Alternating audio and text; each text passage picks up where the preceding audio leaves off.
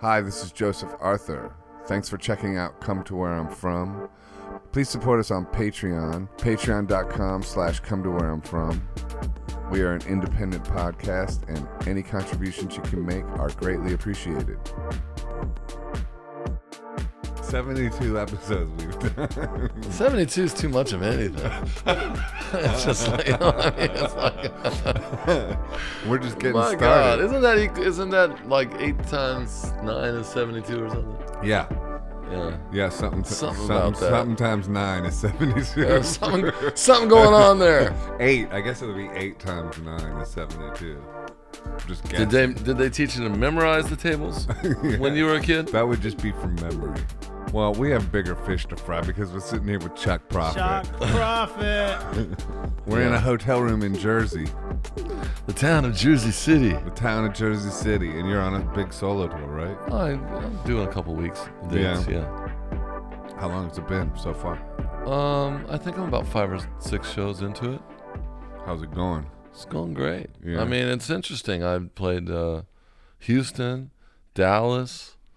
Where'd you play in I had Dallas? somebody storm out in Dallas. 4 people wanted their money back. That's always a good sign. And I was like, say? What happened? well, I just have a song. It's called Get Off the Stage. And the woman was offended. And, I said, well, honey, I Offended would about- like to think that you know enough about me to know that I'm not a fan of kids in cages. Or like what You know. was What's the lyric? What's the lyric? You want me to play it for you or something? Sure. Why not? Here. I mean, you are a singer. You can cut it We out. got this fantastic it's guitar. if it's boring, you can cut it out. Well, me, I'm just one man up on the stage. I make my stand. While it's true, I have a band up here behind me. While you've got your crew and the Secret Service too, and your wife from the EU, but you're no good at rhyming. So hey, why don't you get down off that stage? We've heard everything you've got to say. You've been calling all the shots. You got us all tied up in knots. Come on, man, just get off the stage.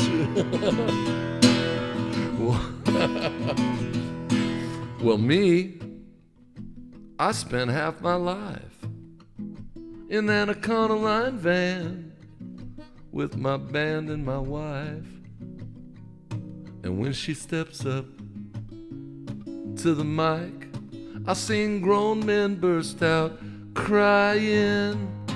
While you've got an ugly mouth. You got no heart at all, except for your Russian pal. You're an obstruction in democracy's bowel, and the patient is dying. So hey, why don't you come down off that stage? Please, sir, get off the stage. Come on down and grab a seat. We'll put some John Prine on repeat. All we're asking is get off the stage. Now, if you was an automobile, you'd be out of gas. With 4 flat tires and a smog check that's never gonna pass.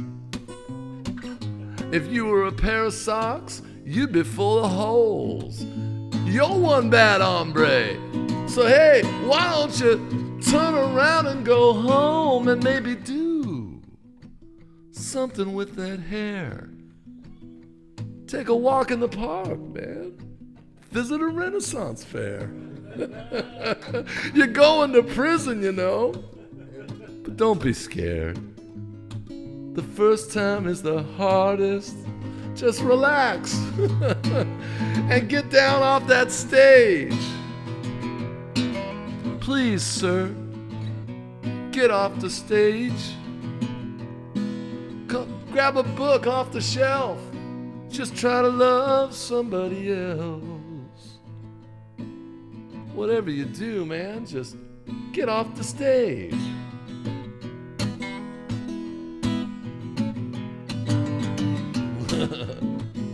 Get off the stage. Fantastic. All right. Wow. What I love about it is it could be about a lot of things. Like it's Well, the the one best that protest part, songs. The last part. That Could part al- of you can four. also personally relate to. Like, you know what I mean? Like, Sure. It's not just like this thing towards, this figure. It's also towards yourself. I think it's polite. I think say it's please. It's I say fantastic. please, It's fantastic. It's like, come on, even if you like Trump, that's a fantastic song. Yeah, it's like, funny. Well, it's yeah, funny. yeah, yeah. It's like so like And why wasn't this woman outraged when she said that I disrespected the president, Oh, and God. she said that she brought her grandmother. he can handle it, and That's- so can your grandma. Yeah, and she had brought her grandmother, and I was like, well, you brought your grandmother. She goes, yes, I did. I said, did any of you bring your sense of humor? Oh, that's pretty funny. That is ridiculous that somebody would. Want their money back. If they want to leave, fair enough. But you can't have your money back based on that jam. Sorry. I'd be lying if you said I wasn't a little proud of it. Yeah. So what's that song called that you just played? It's called "Get Off the Stage." That was a great song. Where's that at? Is that out yet? It's going to be on a new record coming out in May. Oh, okay, great. And that's the one. I've got 3 presidential songs on that record. High as Johnny Thunders. Is that going to be on that too? That's right. That's a fantastic first single. Oh, good. And I like the cover. Oh, fantastic. The blue cover. Is that going to be? Oh the album no, cover? that's just the single. Yeah. That's a great album cover, though. Well, thank you. Looks cool. Thank you. You're a visual guy, so I appreciate Yeah, that. you should consider that. I don't know what you're going to choose for the cover, but I was like, when I saw that, I was like, oh, that's good. I've got a Jim Goldberg photograph that's really captures the record. It's kind of a great best of times, worst of times image. You'll see it. Okay, cool. And you got 3 presidential songs on it? Yeah, I got 3 presidential songs. Yeah. Is Yang Gang one of them? No. Too soon. Too soon. No, I mean I've got one. I've got an Abraham Lincoln song. Mm-hmm. It's called "Paying My Respects to the Train," because when Abraham Lincoln was killed, they put his body on a train and they shared the schedule with newspapers, so you could. I think it went back to Springfield or something from D.C. So you could stand out on the tracks and pay your respects to the train as Lincoln's body went by. And so that was one song called "Paying My I Respects love to how the you Train." dip into history like that. And I've stuff. also Like, got a song called "Nixon Land," which started out as a song. Well, I was born in a town called Whittier, California. So I grew up in a town called La Habra, which is right next to it. It's right on the edge of the Orange Curtain, Orange County. And literally my 4th grade class took a field trip once to the home of Richard Nixon's first law office. That's so funny. And it was like a memory that I had, and I thought about it, and then I wrote the song and everything. I mean, I ended up looking it up on the internet, and they said there was a big to-do in the 90s about what are we going to do. They want to tear the building down, so they took some of the bricks, and they built this monument with a plaque. This is the home of Richard Nixon's first law office. So that's cool. I don't know. It's just so Nixon Land. Nixon Land, yeah. How's that one go? I mean, I'll just give you one verse. I'll just give you one verse. Yeah. So it's just last night I fantasized I was in a time machine, walking hand in hand with my sister there along the San Clemente beach. My 4th grade class took a field trip once to pay tribute to the man. Did I ever tell you that I was born in the heart of Nixon Land? Woo! It goes on that. It goes on like that. That sounds great. I love it. It's a kind of a dirgy sort of. There's a word for those Mexican border songs that are all about gangsters. I got to find that out. Get that in the bio. See if make make me seem smarter than I Yeah. El Diablo am. Yeah, there's some kind Dangos. of. Yeah, there's some El kind of. Yeah. Diablo We'll get somebody on Tango. that. I don't We'll get know. somebody on that. I'm trying to make something. We up got a real fact quick. checker in our budget. Yeah. What Yeah. Hey, We want to get this going on. What do you need me to check? Look it up, Ehud. What am I looking up? There's a type of Mexican song, a Tejano, a conjunto, whatever, and it's specifically of songs that worship gangsters. You know, Okay. generally in the first verse, a guy leaves his small town and he becomes a drug dealer, or and he gets rich. The second verse, he gets the girl, and then the third verse, he dies and he's risen up to heaven and reunited with his family or something. Okay. You know, it's there's called Narco Corrido. Okay. Does that sound right? I love it. Tell me more. Is a subgenre of the regional Mexican corrido genre from style of gangster rap and. Sounds better in your Israeli accent. I don't know. We should be in I don't think Mexico right that's now. it.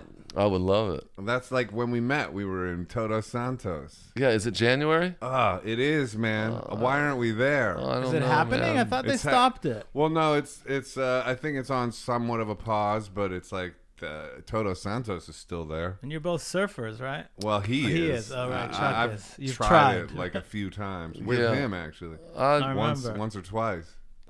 Yeah, it was a wonderful festival. I mean, Peter Buck was really responsible for it. Yeah. I mean, I think what happened, to give some history, I think Peter, after REM kind of folded up their tent, he wanted to get out of those Seattle winters and bought a home down in Baja. And it took, at the time, it was like a long, gravelly trek to get there. Yeah. Do you remember that? There wasn't a proper road or anything. Yeah.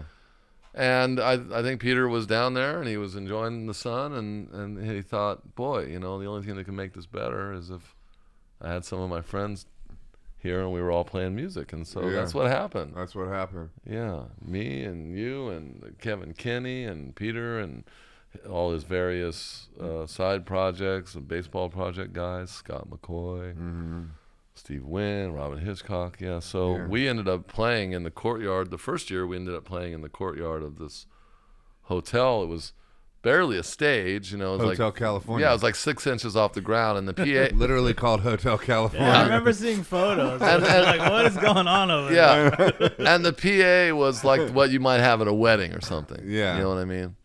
And I don't think we put any mics on the amps or anything. And it was really great. And then it just kind of grew from there. Yeah, until to the point where, like, last year I actually got an apartment and I stayed 3 months there. I was gonna move there. Are you serious? Yeah, I was gonna move there. I was like, I got out of the rat race. I'm just gonna live in Baja, and when I need showbiz, I'll go to LA. It's 2 hours. Is that what happened? That's what happened, and then I should be interviewing you. And then I came back, and Ehud was like, "Let's start this podcast." Or I was like, "We want to do this podcast." He was like, "Yes, I'll do it." And so I was like, "Okay, then fuck it. I gotta stay in New York." So in the I last stayed. year, in the last 9 months, you've done how many episodes? This is episode 72 of this podcast. Does anybody even watch this? That's 72. That's too much. I don't know if anybody's watched all of them. We put episodes out twice a week. Twice a week. Tuesdays and Friday. We might cut back to one, but What right are you? now we What have, are you like interviewing your dry cleaner? And what are you Man, doing? the list Man, is we got Chuck impressive, Prophet man. right now. The list is one we just dropped was Harlan Coben. Okay. Yeah, Still getting Robin legit Hitchcock. ones. We've had a like. Okay, well, don't start bragging. I mean, you were putting us down there. You're making me. You're making me feel small now. Oh, dude, you're an epic one for a lot us. of people. That This is a big get for us. connected Chuck to you. Prophet, are you kidding, man? We're like Alejandro was on and spoke about. Okay, you. that's it. Oh, yeah. Of course, now it's perfect. Alejandro. So you co-wrote Real Animal. That's right. What a breakthrough record that was, with Tony Visconti producing. Yeah. What do you want to know? Yeah. I don't know, it just seemed like a segue since he brought up Alejandro. But Yeah, I mean, we throwing wrote it. names out. Alejandro and I spent we spent like a year going back and forth between his place in Wimberley, Texas, in the Hill Country, and my sort of shoebox office space in San Francisco for over a year, writing this record called Real Animal, and cut it with the great Tony Visconti of T-Rex and David Bowie, and it was a cool record for Al, and got out there, and I mean, it's probably It was probably the happiest year of my life, really. Really? Yeah, when I think about it. Because of working with Al, or just because of life? Life, I mean, it was clicking. Whenever we got together, we always got something good, and if we never ran out of stuff to talk about, and like I tell people, if we didn't get anything, then we'd just lay down on the carpet, and Al would get out his vaporizer, and we'd put on some Mata Hoople and take naps. It was a happy time. It was happy times. Yeah. Oh my God. That record broke through too. I heard of Al through that record. I didn't know of him before that. Yeah, it was fun. I mean, one of the funny things about spending that time with Al was that, he's a proud guy, and every time I ask him something, he'd have like a, nice guitar, and I'd say, God, gee, Al, where'd you get that Collins guitar? It's so nice. He goes, oh, bro, they gave this to me. So, I see, and then and then later, he had this great like Barbados suit. Oh yeah, John gave this to me. I said, oh, okay, case closed, and then so after the nice underwear. after the record came out, I was on tour, and I was in Italy with my band, and we were playing in Gothenburg, Sweden, and we did our sound check, and the promoter comes over to me and he says, hey man, I noticed that you like to wear these nudie jeans. I said, oh man, I love nudie jeans, man. Not cheap, but we all love them. He says, well, that's cool, because that's interesting, because the nudie flagship store headquarters is right here in Gothenburg. In fact, the woman that designs them all is from here. She's Swedish, and she said, if you guys would like to come by the store later, you could pick out some clothes. And we said, oh, now we're talking, you know what I mean? So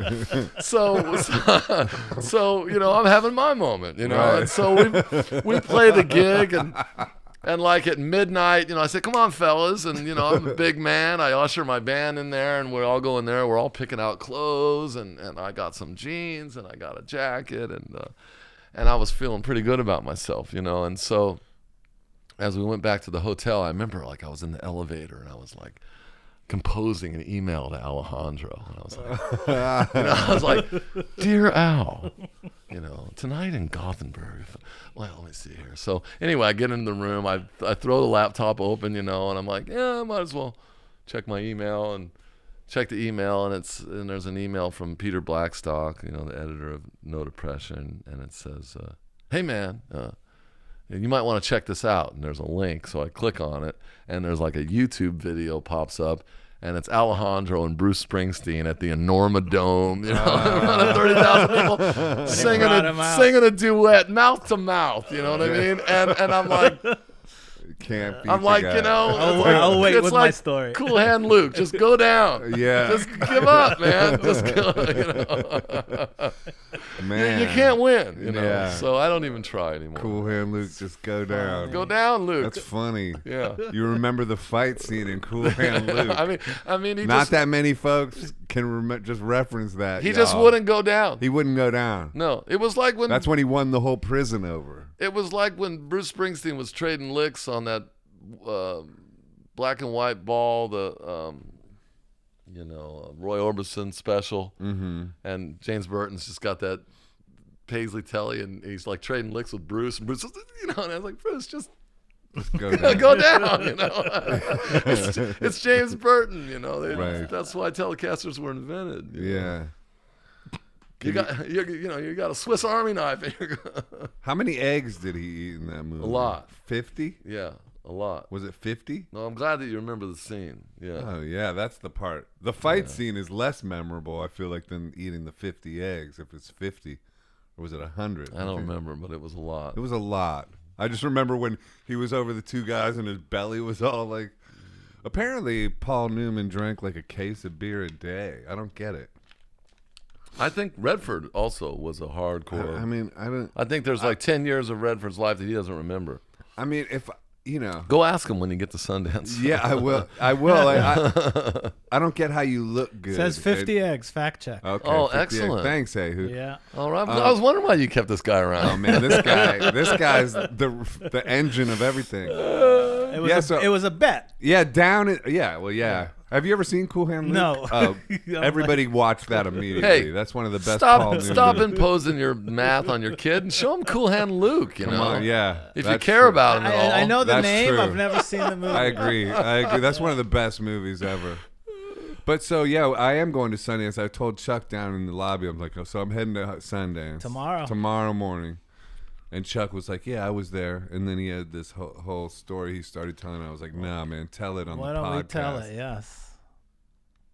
Well, It's also got Harvey Weinstein. Well, yeah. I had a song. I had a song in a movie called Teeth, and it was a kind of a horror movie / comedy about a young girl who has teeth in her vagina. It's actually there's actually a Latin term for that. I think I used to go out with her. No, come on, it's a Easy, joke. yeah.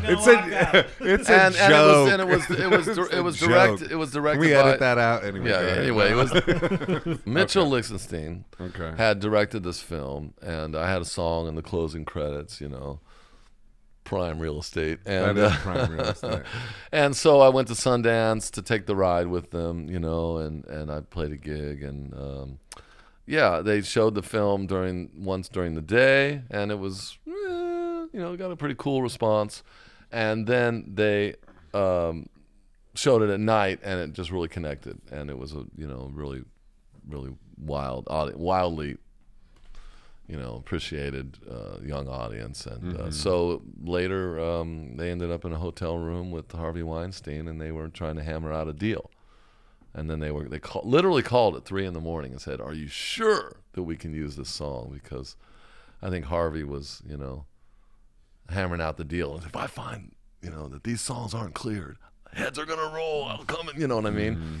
And so they were calling everybody. Are you sure? I don't know. I mean, I think, So anyway, that's a little bit inside business with licenses. And sometimes somebody may license a song for a film. For a festival. But only for a festival, and that's one fee. And then and so that's... For a festival. This is inside baseball, and Was it a good payout for you? it was okay. It was a small film. I was happy to be a part of it. Sure. That's cool. You had a closing credit on Shrek, too. That I wrote actually at Sundance when I was there Really? last time. Yeah. Crazy. Yeah, I was there. And then- Shrek the movie. Shrek 2, Shrek, the movie. Okay. Shrek 2. Yeah, the final credits. You're so true. Yeah, people still request that. That's great. Yeah. I didn't know that. They asked me to write. Yeah, they asked me to write. Here, let me see the guitar. All right. They asked me Can to I write. tell a funny story about They it? asked me to write a strange love song. And Well, they were telling everybody to do that. I think I remember that. so I wrote like, I'm strange and you're strange. Don't want you to change, no way.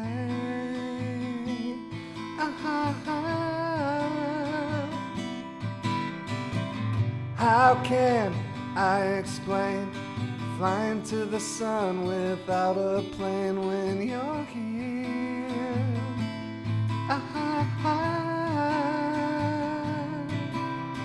So don't you worry about me, babe. Don't you worry about, 'cause I'm right here for you to say.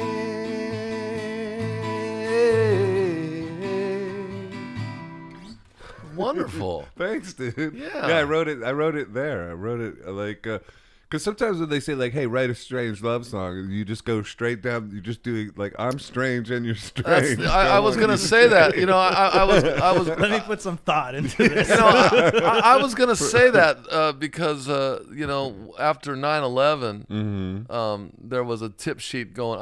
I'd done some staff writing in Nashville, Right. And I was in Nashville, and there was a tip sheet going around, and it said that Winona Ryder was looking for a song along the lines of, what the world needs now. You know what I mean? Remember? Love. And so what the world needs now is, love. Yeah. And so, great Burt Bacharach song.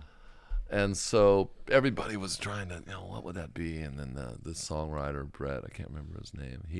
He wrote a song called what the world needs now is love. Right. And we're pretty sure that on the fade, he even snuck in a little sweet love. He went straight down the middle. And nobody was bothered by it. Right. Yeah. You know, why, everybody they want to complicate things, Joseph. Yeah. Sometimes like less is more or something. Yeah. What's a tip sheet for? Is that? I don't know if the word is a tip sheet. I might not be using the right. I think that's maybe something you There's use with a requests? racing form. There's yeah. requests that come in? What people are looking for. Yeah. And then you just try to come up with it and try to pitch it? Yeah. You know, somebody's going into the studio looking for songs that are positive.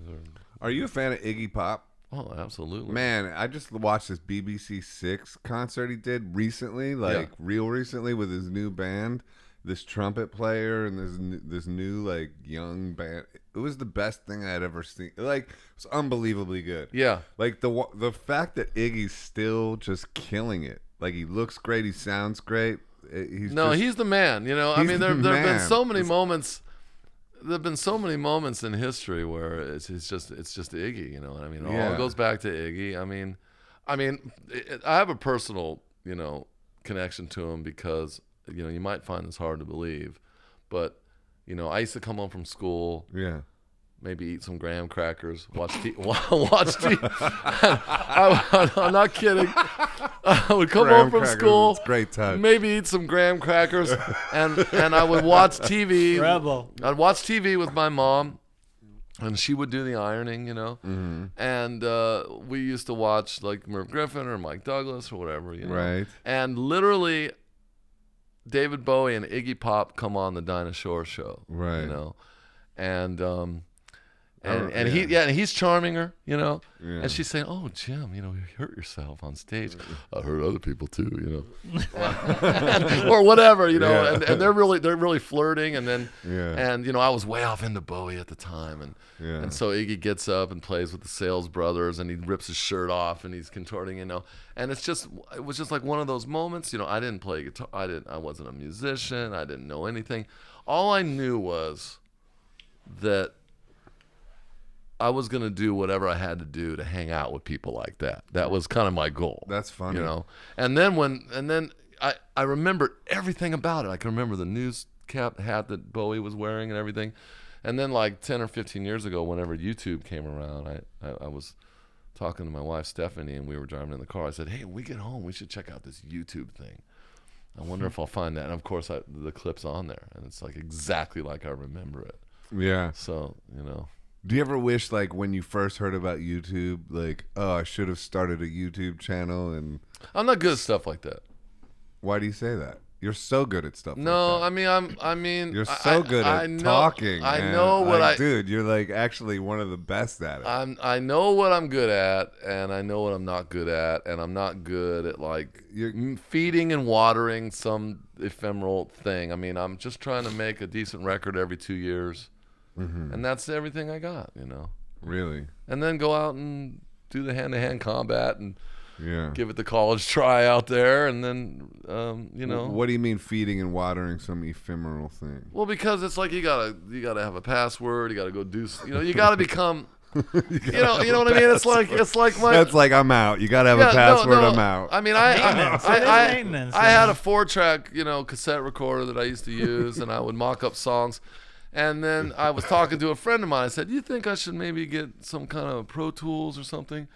And he said to me, "Let me ask you this." He said, "Chuck, do you love computers?"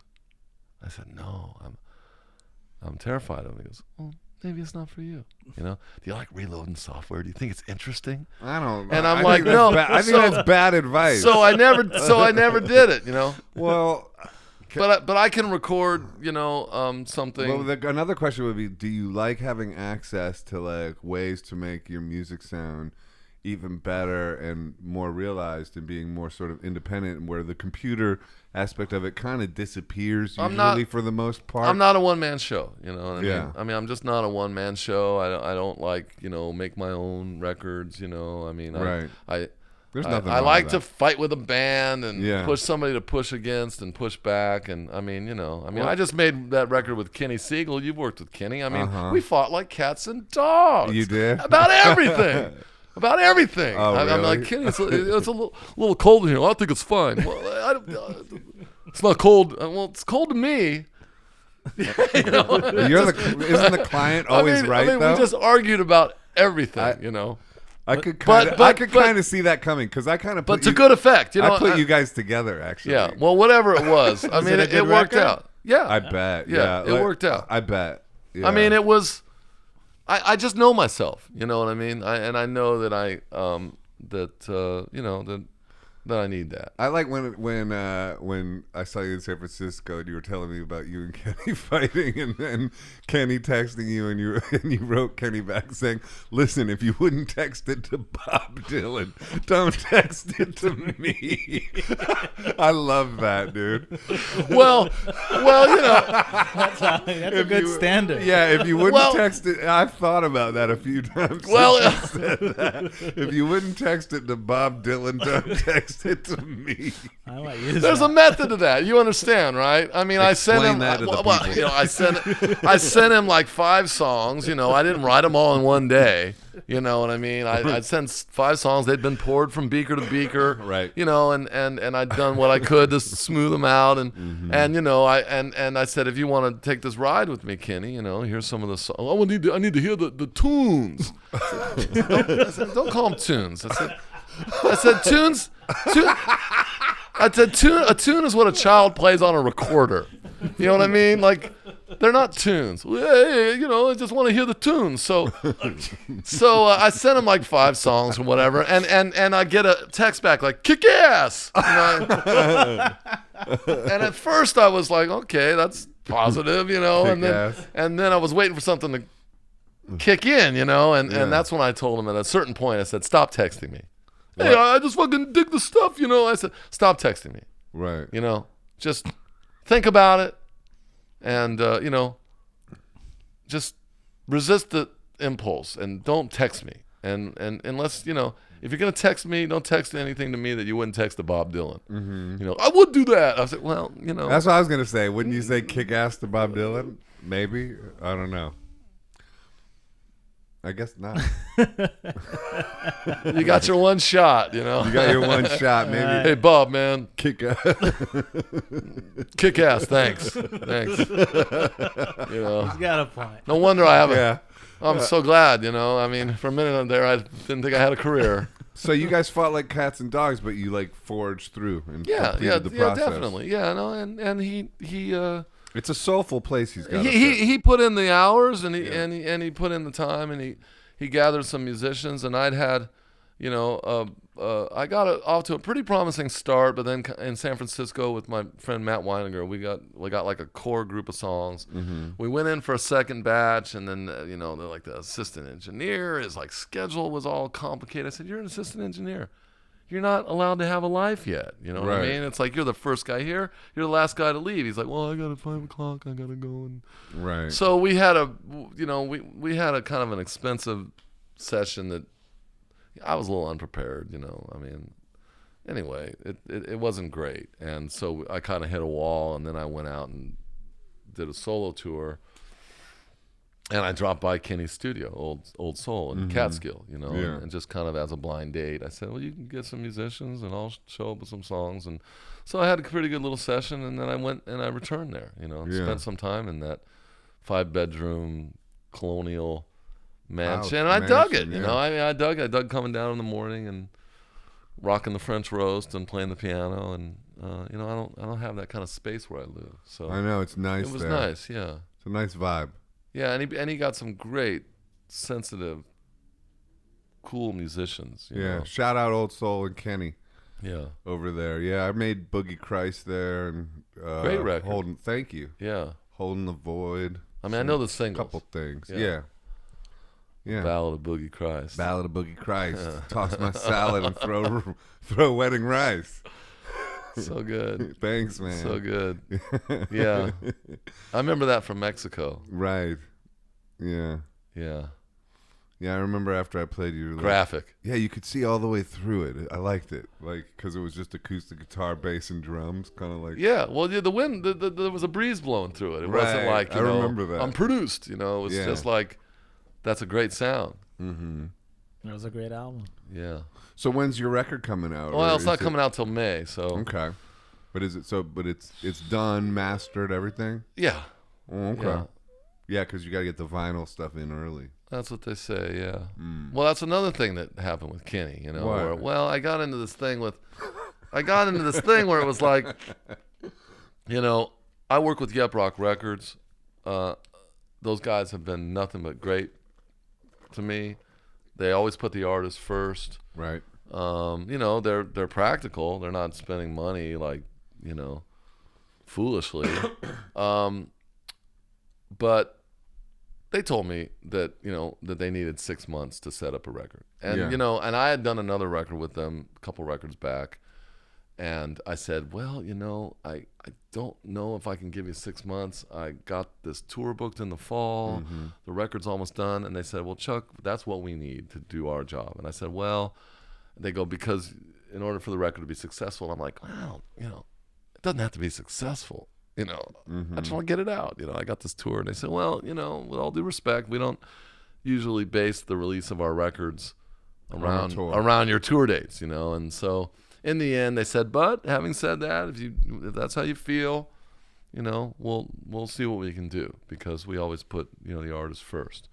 And so I learned a lesson, you know. I mean, the record wasn't, you know, it wasn't set up Properly. as well as it could have been. You know, it's Right. not like anything was a disaster. You know, we went out there and we, you know, toured behind it and everything. And so I take them seriously, you know. And so I was trying to explain to Kenny this thing about release dates, and and I told him the whole story, you know. And I thought he was listening to me, and he said, "Okay, so you're gonna need this thing at the end of you know, November." He said, "Well, I'll tell you what. Why don't you call your guy and ask him what the real fucking date is?"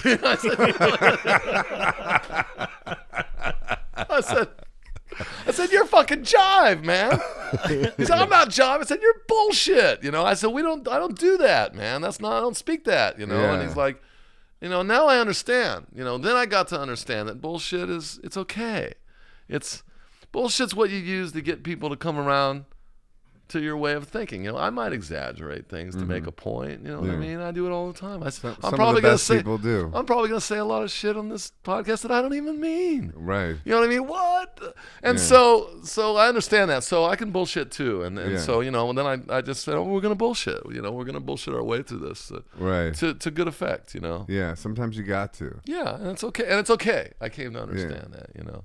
So how did it end up with you and Kenny? We made the release date. Are you guys at peace, or is Oh there? yeah. No bad. He's got a big no bad heart. blood. Yeah. He's got a big heart. Right.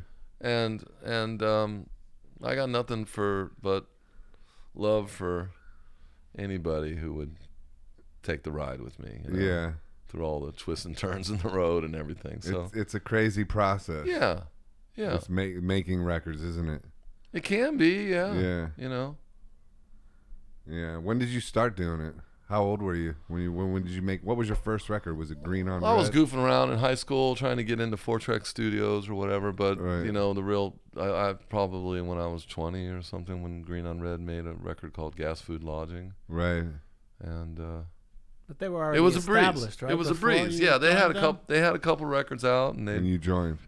they were established, and they had a booking agent. You know, they had a van, and believe it or not, at one time, the record company gave them a gas card. Now you gotta understand, in 1984, this is bourgeois. Right. You know, no, I mean it's unthinkable. You know, so yeah. So then we made a record called Gas Food Lodging, and you know, and it was beginner's luck, I guess. It went well, you know. Yeah. And we went out and played behind it. It wasn't until we didn't kind of hit a wall as a band until a couple records after that. We were trying to grow and get to the next level and all that painful stuff. What do you think of all that now? Growing and getting to the next level and all that. Well, I was going to ask you about that because I think one of the things that we have in common is a kind of admiration for REM, and I think that they had a role in. You have a real connection to REM, right? Yeah. Yeah. Well, what can you tell me about that? Well, I got a band going on with Peter Buck right now called Of course, Arthur yeah. Buck, and we just made our second record. So looking for a way to put that out. All right. And then I toured with them when they were doing Around the Sun in Europe. So I did about 15 dates with them then. And Peter used to come see me play at the Baltic Room in Seattle when I would do a residency there, touring my second record. Okay. You know, and I toured with Mills too as my bass player for the Boogie Christ tour. So it's just been like that, you know. Michael has a deep love for you. Michael Stipe covered in the Sun, and what else did we do? And just he came out and sang with you a few times. Yeah, well, Michael told me I Missed the Zoo inspired. That's a great song. Inspired the last song R.E.M. recorded, actually, which for me was like, damn. Because he goes, he said, I think I ripped you off from our last song. And then when you listen to the last song, you can hear an I Missed the Zoo vibe to it. That's a great song.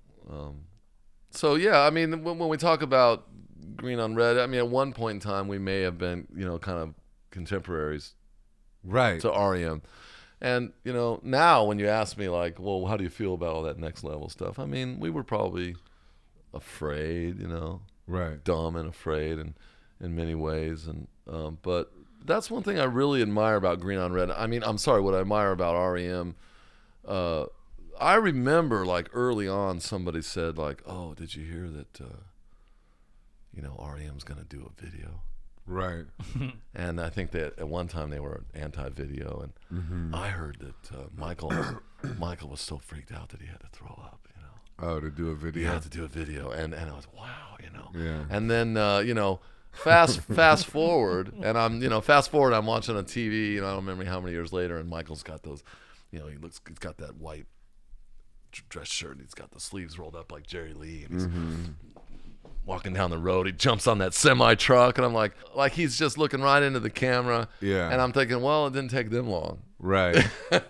So it seems like what R.E.M. was able to do, you know, to me, was that they were always able to, whatever challenge or whatever, they were always able to rise whatever was in front of them, to whatever was in front of them, you know, and they kept doing that. And, you know, maybe after they turned themselves inside out, doing that so many times, maybe that's why they decided to stop. You know, I don't know.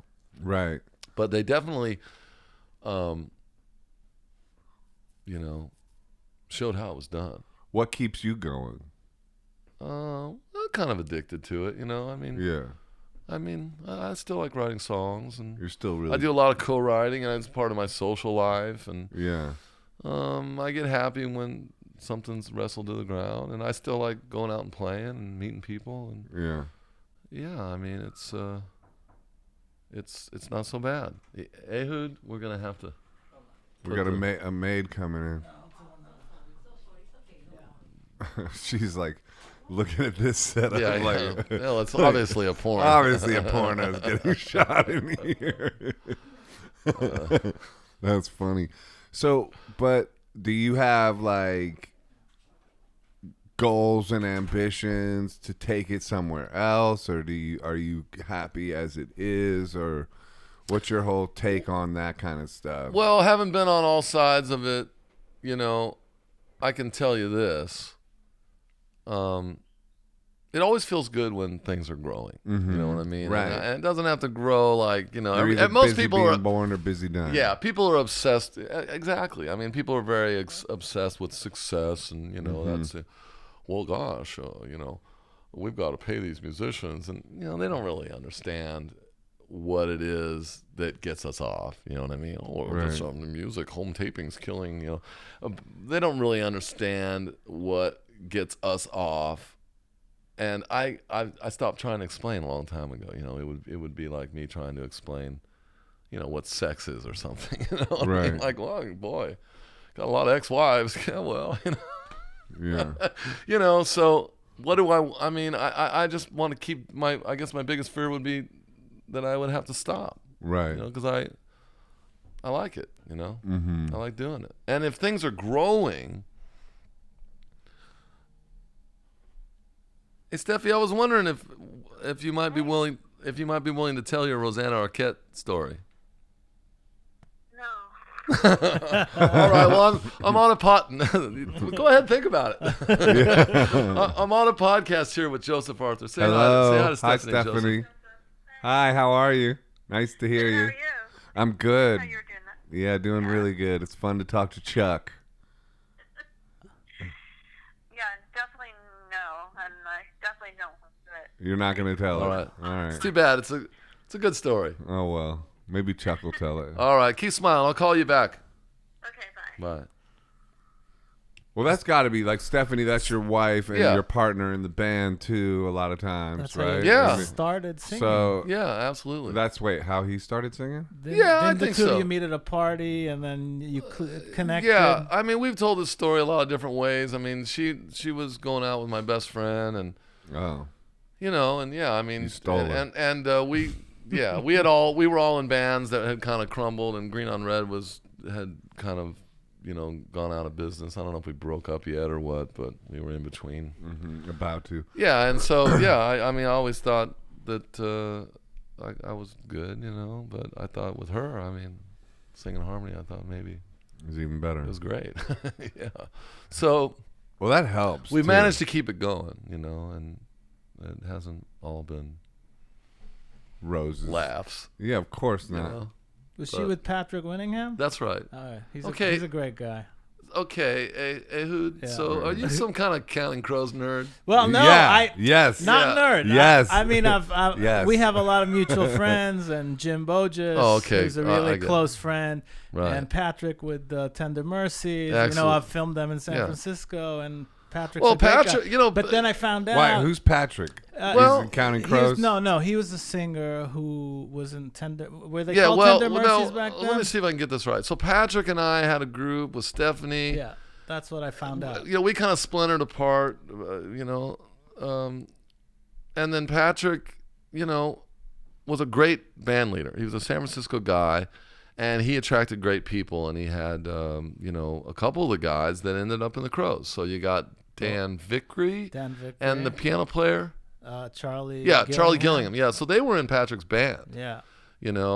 and Patrick did his thing on his side of the town, and we did our thing on the other side of town. And then when the Crows, I may be wrong, but when the Counting Crows got that record deal, they needed to get in an Econoline van and go out and do it, and there wasn't a lot of money, and they didn't really have a band. Right. I mean, they were like a project. Yeah, it was Adam and Yeah, Bryson. yeah, they were like a project, and so they just, Patrick ended up being the Billy Bean, like running a great farm team for the Counting Crows, And after that, and they they took played his some, songs, and they too. took some of his songs stole with his them too. Oh, really? They didn't have enough material, so they would sing Patrick's songs, Yeah, and yeah. he wasn't even like a part of it. Yeah, that's yeah. interesting. So yeah. But So he got ripped off by the Crows, and his wife stolen by Chuck Prophet.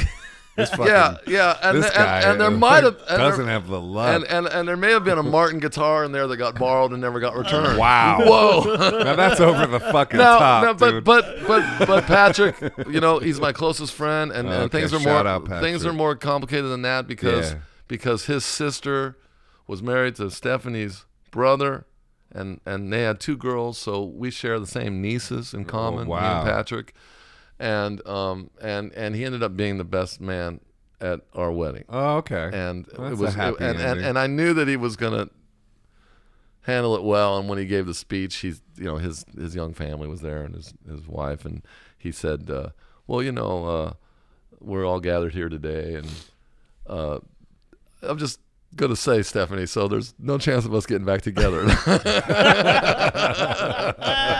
That's great. That's great. So That's yeah, funny. he's a cool dude, great songwriter. What are the songs? Four White Stallions. Four White Stallions Yeah. and Mercies. Yeah, Mercy is beautiful like song called Mercy. Yeah. I'll play it to you. It's beautiful. Wow, I love it. Lyrics is just Yeah. something else. What do And Patrick taught me a lot about songwriting. But just to throw it in there, in 2012 or 14, the Crows actually took Patrick and the Tender Mercies on tour to pay tribute to them, and like said these are the guys who really wrote these songs and Wow, was played well, for that's great. years, and yeah. So it Is that- came back around. yeah. What did he teach you? You said he taught you a lot about songs. Yeah, he's we used to write songs, and he I remember he said he had a notebook, and he goes, "Yeah, I carry this notebook, and I keep ideas in here, and if I get something started, he goes, one of the things I like to do is I like to get a title at the top of the page as soon as I can. Yeah. So, okay, so I still do that. Yeah. Why? It just, things start to get formal. Right. Okay, all right, Yeah. Otherwise, your bloodstained journal is just kind of, it doesn't have any shape, okay, we got a title and Put some titles. looks good, underline it. Right. Something to underline. Yeah. Yeah. So. What about Mercy and Grace? Do you have any kind of, because he just said the song Mercy, and I'm just wondering, like, do you have any kind of prayer thing going on with you? Like, I pray a lot just as a way of getting through life, and I'm just wondering if you have any of that situation going on, or are you agnostic? Or? Well,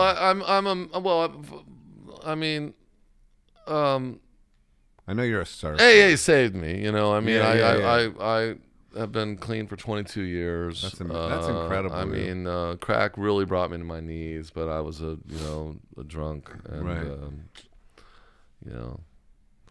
like to chip a little bit, and but crack really brought me to my knees, and I didn't get it the first time, but eventually I took suggestions and got a sponsor, and I was I'm still clean. So I mean, I would like to do more in terms of Prayer. my relationship with my higher power, Mm-hmm. but I am of a certain age now, and I have discovered that naps can be pretty spiritual. Yeah. Well, it's like Yeah. meditation almost. Yeah. So I mean, luckily we have these phones now, and you can say like, Siri, wake me up in 30 minutes or 20 Mhm. minutes, and then I turn out the lights.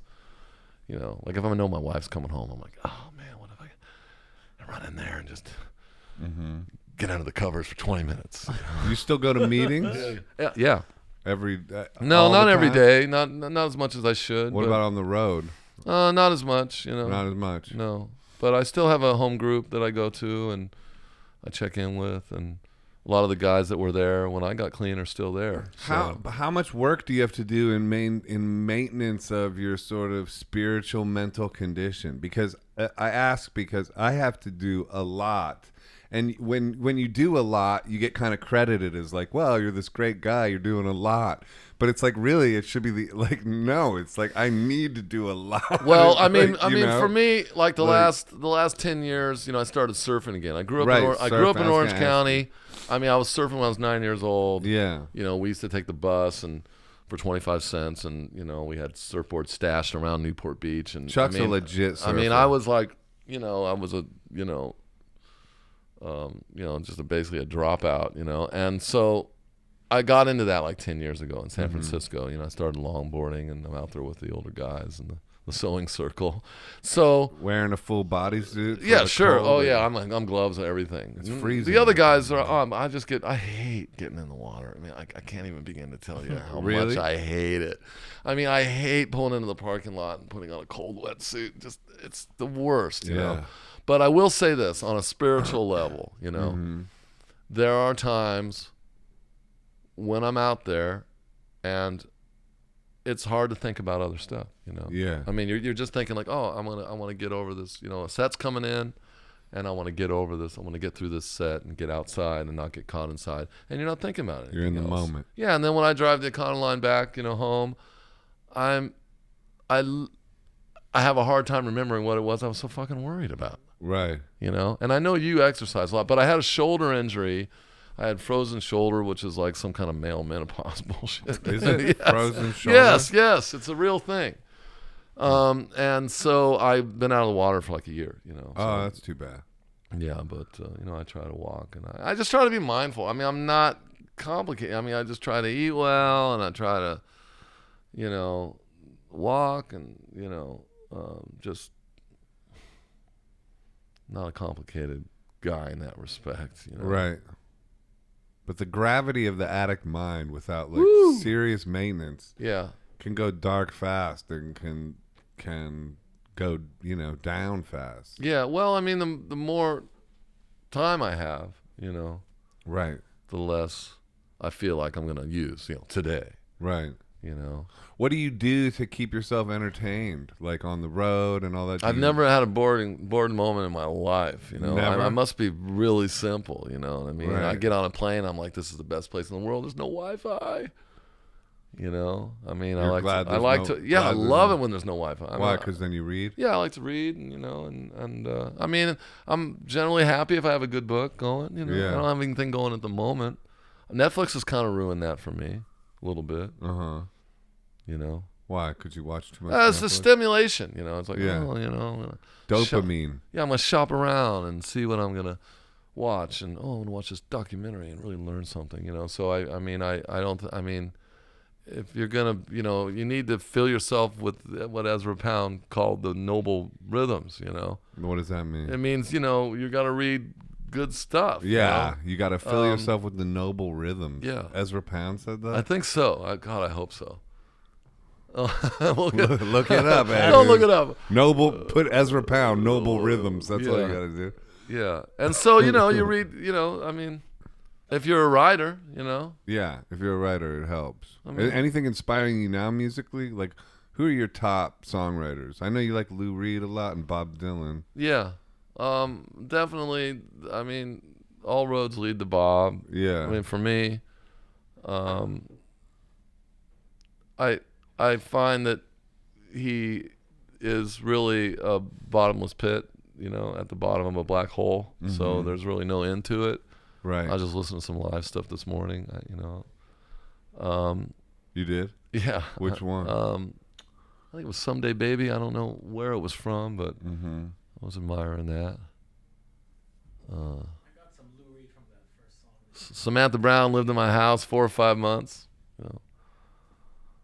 Samantha Never Brown. even slept with her even once. I'm trying to think of what that song is. Oh, that's a Bob Dylan Yeah, song? it's just a I thought you it's were just a feast of couplets, you know. I thought you were telling me about No. It's just a feast of couplets, you know. I mean, you know, Bob never lets me down. And, What makes him great to you? um, What do you like about it? well, I like that he's never really. Well, he's incapable of being uninteresting. Right. He's funny. Yeah. You know, he hasn't gone through a period like Bruce where he's explained all the magic tricks too much.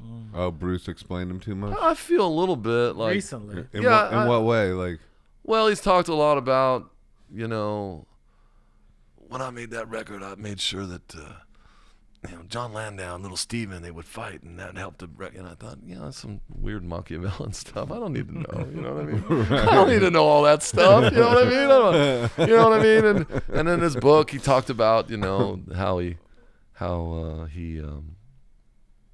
negotiated, you know, the money with his players. Like, I don't need to know this stuff, you know. right. You know, I keep my life simple. I just even, you know, we just Yeah. do it even, you know. Yeah. But that's no discredit to Bruce, who took me on incredible, you know. I mean, Bruce was big for me. Yeah. Yeah. What's Bob your is still big for me. And what's I'm your trying to think favorite- of what I was listening to yesterday. I was listening to a group out of England called Art Brut that made a record like 20 years ago. Incredible record. you Yeah, know. I know them just because they're like right next to me in the record bins. Oh, Art Brute, ART. yeah. Great Arthur, band. ART. Great band, Yeah. you know. I mean, So I caught wind of them back in the day. you know, and then these bands come and go. Like, whatever happened to the Fiery Furnace? Or, you know, I don't know. I mean, It is wild, the ones that come and go. yeah. How about all the people that like open up for you out on the road that are like insanely talented that you never hear from again? You know, like that kind of shit always freaks me out. There's so much talent out there in a way. Like on one level I could go like, why isn't shit better for me? And on another level I'm like, damn, I'm lucky. You know? Do you feel anything? Do you relate to feel that? lucky. Yeah. Yeah, I feel lucky for sure. Mm-hmm.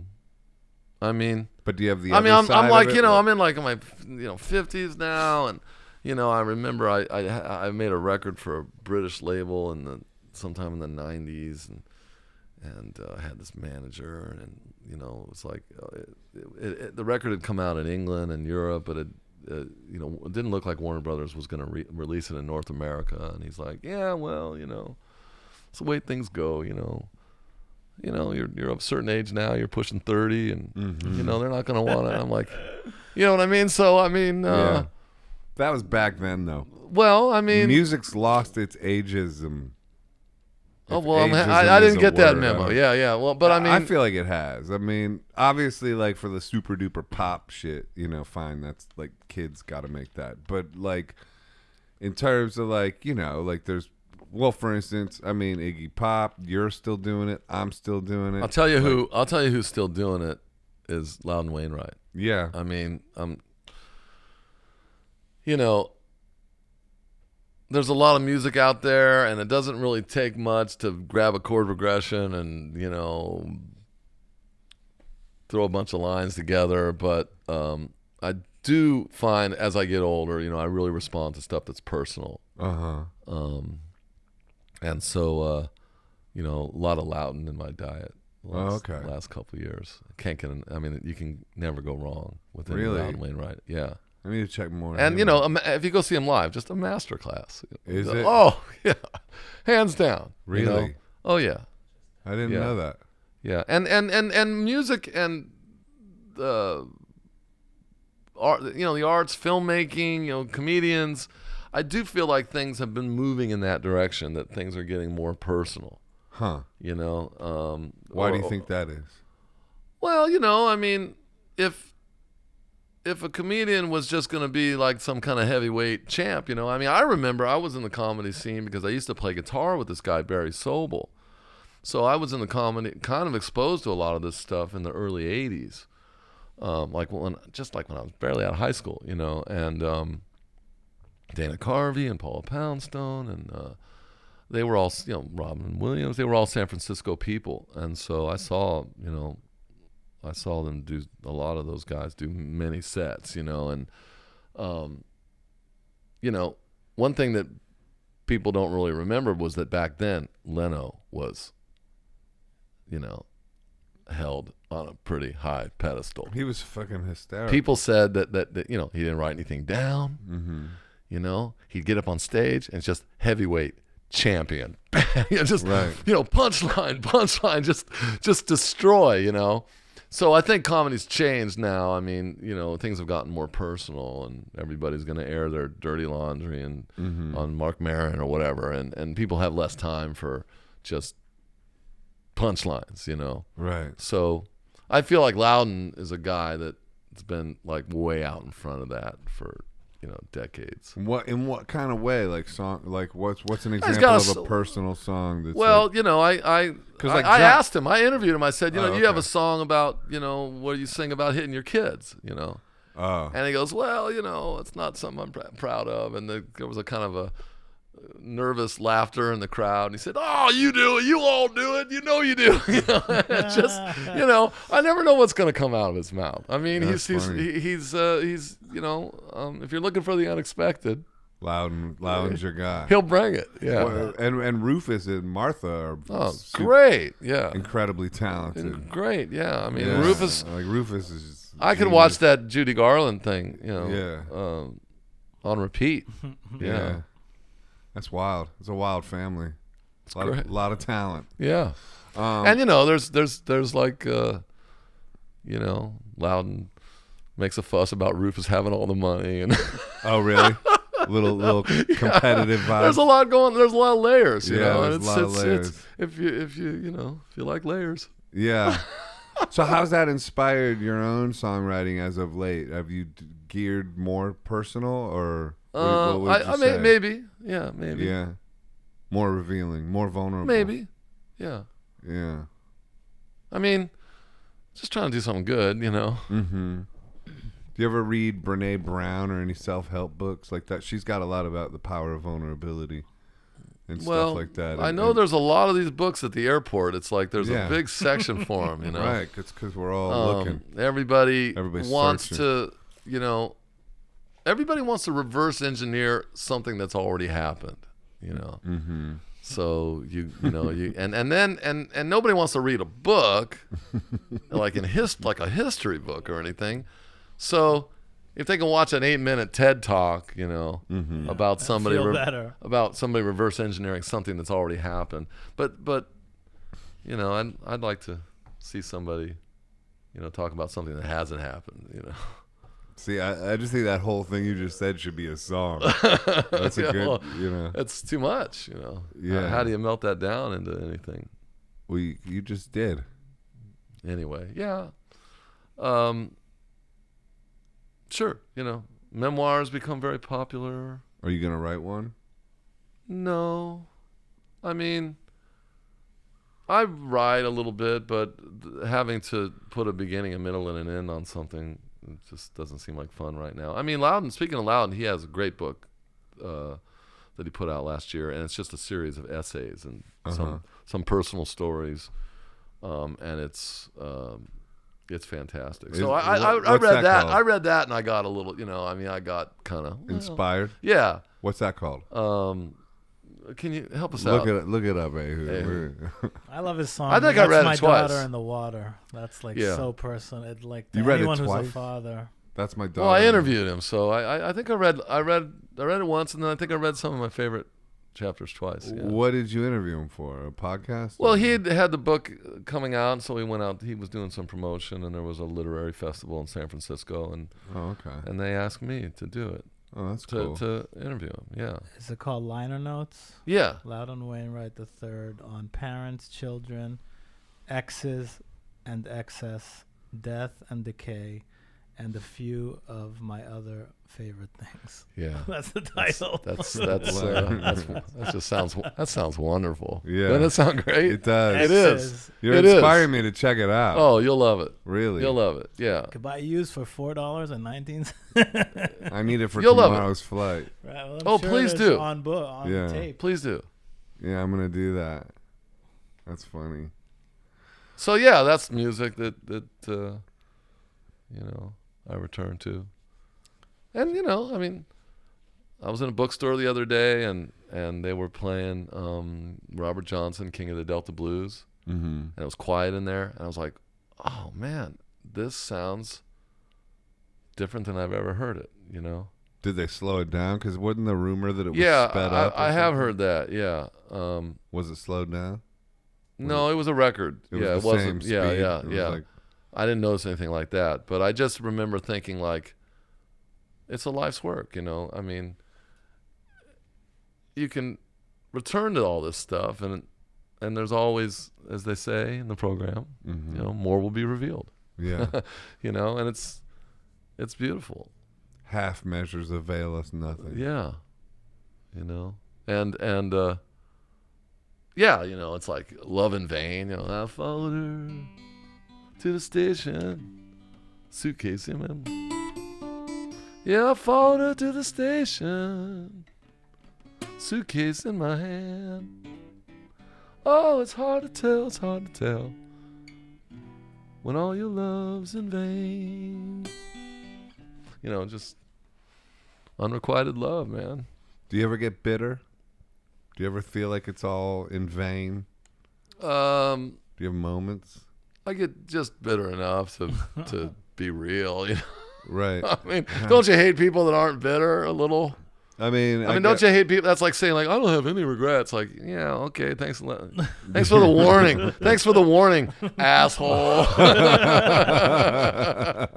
Thanks for letting me know that you and I are going to have much fun. That you're not going to tell me anything. Yeah, exactly. Right? Yeah. No, that's smug. I definitely have regrets. Yeah. I mean, absolutely. I mean, absolutely. I've done so much stupid shit, and that's part of why I am still doing this, because I'm trying to make up for all the stupid, foolish, when you get dumb into stuff. a dark spot, though, how do you pull yourself out of it?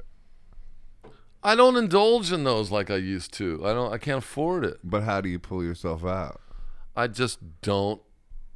You don't go in. I don't indulge myself the way I used to, Mm-hmm. I don't, I definitely have depression in my family. Mm-hmm. It's a big step for me when my mother told me in a kind of offhanded way when one of those commercials was on TV. And she said, yeah, they didn't have that stuff when I was...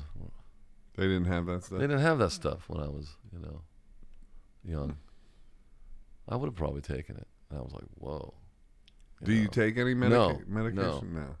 No, but I understand, it's like I can't really indulge the blues the way I used to. Yeah. I don't have the time. And it doesn't really get you anywhere. And no one's going to give a shit. It's just you and you half the time, most of the time. Get outside, take a walk. Things are bad for you. Things are bad for you. Don't do it. Right. I mean, it's a shame that it takes us so long to learn this stuff, It's weird. It's weird, but life is, it's complicated. I had a therapist, and eventually she killed herself. She got tired. Where's this going? She couldn't take it anymore. She was like, she basically, she basically said in so many words, that, she said, I'll keep taking your money, but if you want to come in here and if you want to come in here and keep entertaining me, I'll keep taking your money. But, so it kind of hit a wall. It's like what you focus on keeps happening, though. I'm getting so nervous right now. I got to pee. Okay, go pee. That's what happens. I get excited. I start thinking about all this stuff. Yeah.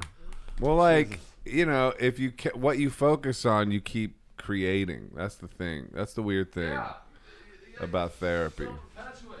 So let me ask you something. Let's just get a couple things straight. Yeah. So you've done 72 of these. This is number 72. Or 3. Okay. Yeah. Or 3. And I don't think it's any secret. You're very personable, warm. Oh, thank you. Dude, Thank and you, so sir. I feel like I could tell you anything, Yeah.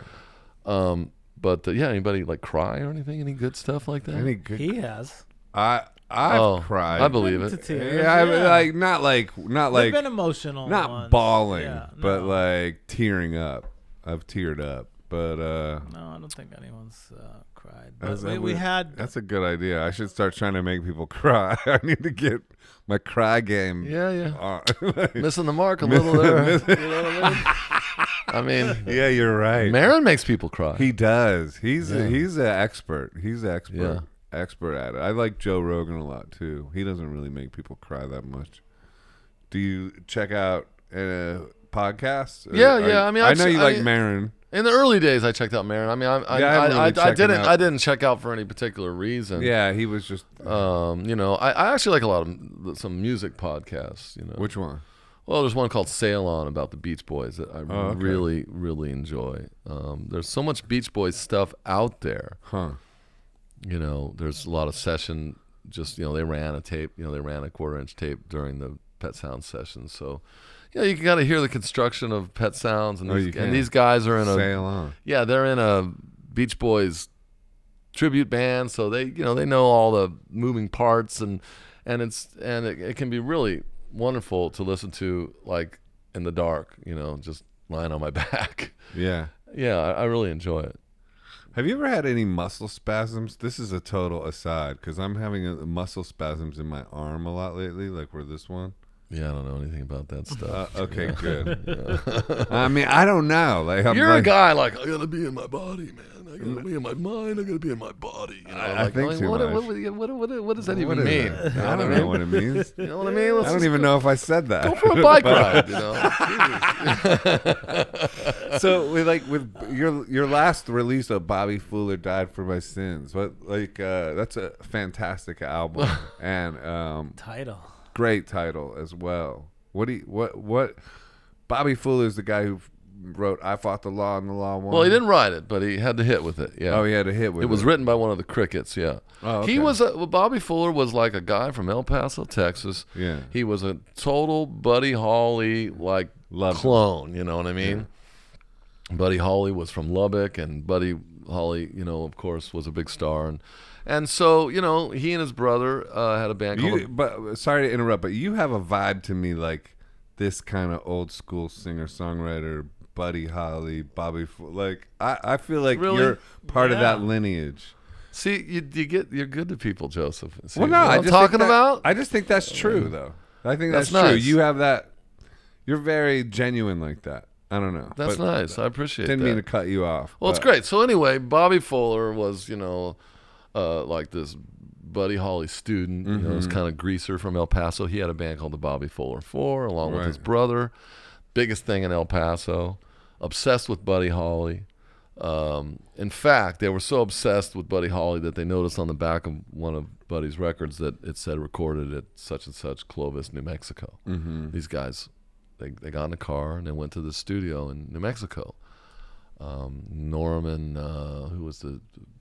Petty, I think, was Buddy Holly's producer, and they knocked and they said, "Hey, can we look around?" He said, "Sure, kids," and he showed them the studio and the board and the mics and everything, and then he gave them a little lecture about the evils of the music business and that they should think about it. He said, "Okay," and so Bobby and his brother drove back to El Paso, and he was like, "Okay, we're gonna need a Neumann microphone."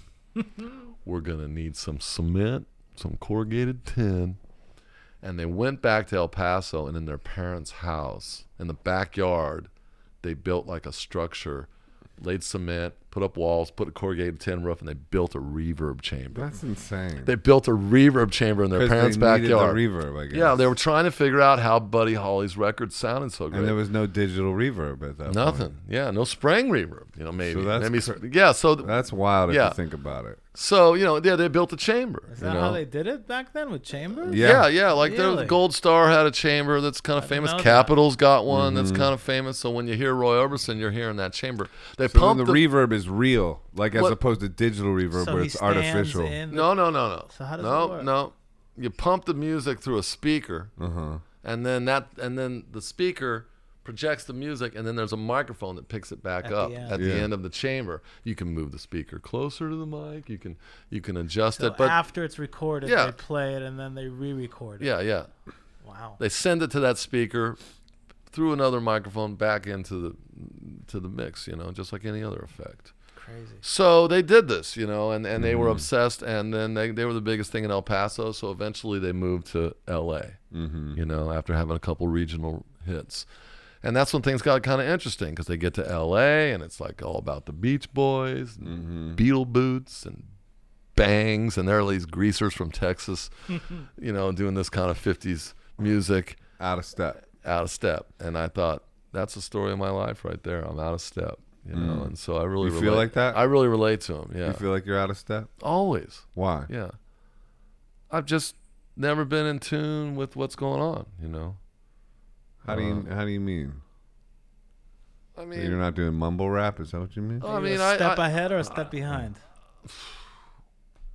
I'm out You're of step. carving out your own path. I mean, I wasn't, when grunge music was happening, I was completely, I couldn't tell you one thing about it. I probably haven't, I don't know anything about that stuff. I don't have any affinity for it. Right. But then how did Bobby Fuller died outside of his mom's house in a car? Well, he that's why I call it California Noir, because California Noir is that there's this promise of the Golden State, that when you get there, whether it's Hollywood or whether it's, the music business or whether it's Silicon Valley, the dream and the reality are like 180 degrees out of joint with each other. That's just like life. Yeah. So he gets to L.A. He and his brother and his band, they're a bunch of greasers, and they're kind of out of step with the times. Things have moved on to the Beach Boys and the Beatles and out of this kind of 50s music. But they did record this song, I Fought the Law and the Law Won, and it became kind of a classic. And just when it was climbing the charts, he was, by all accounts, found dead. Yeah, but they never figured out how. I don't think there's called any it a credible. suicide, though. I don't think there's any credible evidence to anything other than it could not have. I just don't see how it could have been a suicide. Oh, without getting into all the grisly. You think details. It was a murder? People have theories, That's interesting. Yeah, I heard you say. I heard you say that. Yeah, there's a bunch of different stories, but the's only one plot, that nothing is as it seems. Absolutely. I stole that from Jim Thompson. Okay. Yeah. Which is great. I mean, that explains everything because I love that. they asked Jim Thompson, they said, how did you write so many of these books? And because the Pulp Fiction books were never going to be, great literature, but they sold them in bus stops and they printed them on cheap paper, and the more you could crank out, the more money you can make. And so, he was rumored to have had 2 typewriters, just like, oh, really? Cranking them out 2 at a time, And they asked him, how could you have done that? And he said, it's easy. He said, there's a million stories to tell, but there's only ever one plot, and that's that things are never what they seem. Yeah. So I love that. Brilliant. Things are never what they seem. What's the Rosanna Arquette story? I can't share that. What about Jim Dickinson? You worked with him, right? Yeah, a lot. Yeah. Well, I mean, he famously produced Big Star. Yeah, I mean, we worked with them before. I mean, we worked with them, and then the Replacements worked with them after that, and kind of, put them back on the map a little bit. But yeah, I mean, he was a great influence on me. I mean, it's hard to begin to really, express that. But one thing he did do was that he was, adamant that we should never let anybody make us feel bad about what we're doing. Oh yeah? Yeah. Is that just in life and in music and in everything? Yeah. What did he say? Don't let these guys make you feel bad about what you're doing. Why were they making you feel bad? Well, we were navigating all that stuff where the company felt this way and somebody else felt that way, and he's like, just be yourself, man. Yeah. And so it takes somebody to instill that in you. I mean, I often just, it's interesting. You should bring up Jim Dickinson because, I produced some records, and Dickinson once described his experience with Sam Phillips. Jim Dickinson was one of the last guys to record a couple singles for Sun Records. Right, got mentored. I think it was called Cadillac Man, and I think there was another single. And he said it's hard to explain, but when Sam was on the other side of the glass, you wanted to please him. Right. Now where does that come from? I don't know. You know what I mean? Yeah. I mean, Elvis wanted to please him. Yeah. He went, and that's the way I felt about Jim Dickinson, and I feel about certain producers. That's the way T-Bone Burnett made me feel. Yeah, Same sure. That goes a long way. It does. Yeah. Did you want to please Kenny?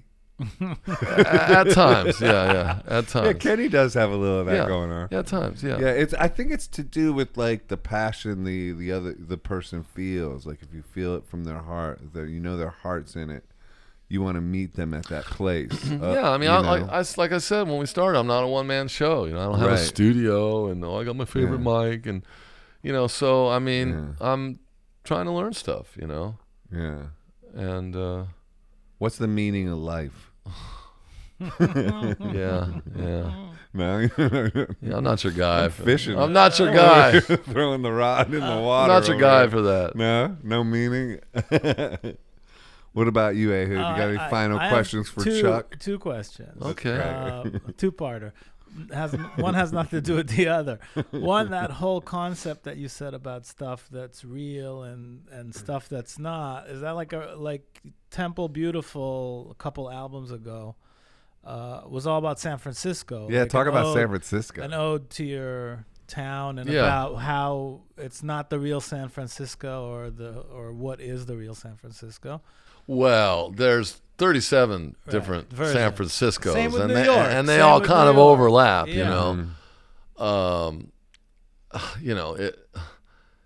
For me personally, it's been my education. We talked about I grew up in a nowhere place in Orange County, and then when my family moved up north, I was 16, and I tuned into CalX radio, broadcast out of Berkeley, and there was a show called the Maximum Rock and Roll Show, and they were like, yeah, we got a show coming up this weekend at the Temple on Geary Boulevard. We got the Mentors. We got Black Flag. I said, I'm going. Mm-hmm. You know what I mean? And so, San Francisco. I mean that night I saw the Mentors. I saw Wall of Voodoo. They didn't have a record out or anything. And it was incredible. I mean, here's this band, they had no drummer. They had like a like grandma's organ, you know, drum machine. And then every once in a while, a guy would hit a trash can lid, you know, and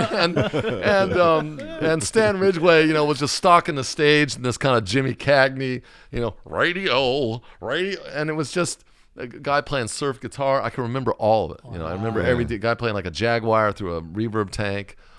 And every band was completely different that night. You know, the Mentors came out and they had executioner hoods. They may be uncomfortable, but they were wild. You know, they were, you know, punk rock. And every band that night, you know, they were completely different. And then, as I like to tell the story, that at 3 o'clock in the morning, these guys came out on stage.